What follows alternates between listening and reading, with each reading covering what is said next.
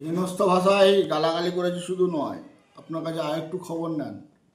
এই কন্ট্রাক্টররা বলেছে কাপড় খুলে নেবো, ধর্ষণ করে দেবো। একজন মহিলা প্রধান, তাকে এই ধরনের বক্তব্য কন্ট্রাক্টররা বলছে।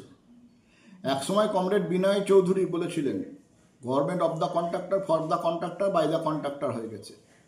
আজকে তৃণমূলের জমানায় একই ধরনের ঘটনার প্রতিচ্ছবি প্রতিফলিত হচ্ছে। আমরা এই ঘটনার পরে উদ্বিগ্ন যে আজকে তৃণমূলের জমানায় মা মাটি মানুষের সরকারে মায়েরা আজকে লাঞ্ছিত, গুঞ্জিত, অত্যাচারিত। এই দেশে, এই রাজ্যে যেখানে মায়েদের সম্মান থাকে না, সেখানে বড় কিছু হতে পারে না। তাই মাতৃজাতির সম্মানের জন্য এই সরকারের বিদায় হওয়া প্রয়োজন। যেখানে প্রধানকে বসিয়েছে, সেই প্রধানকে তারা সম্মান দিতে পারে না, কারণ কাটমানির সঙ্গে প্রধানের মতের মিল হচ্ছে না।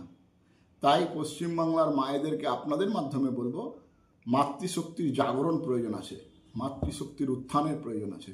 তৃণমূল কংগ্রেসের জামানায় সেটা সম্ভব নয়। তাই 2026-এ তৃণমূল কংগ্রেসকে বিসর্জন দিতে হবে। পুলিশের অসহযোগিতা, পুলিশ তো তৃণমূলের দলদাস। বারবার বলার পরেও ওই মহিলাকে ঘন্টার পর ঘন্টা থানায় বসিয়ে রেখেছে।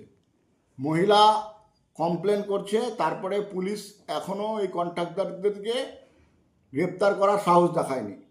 ওই মহিলা যদি আমাদের কাছে আইনি সহায়তা চায়, ওই কন্ট্রাক্টরদেরকে জেলের ভিতরে ঢোকানোর দায়িত্ব আমরা নিচ্ছি।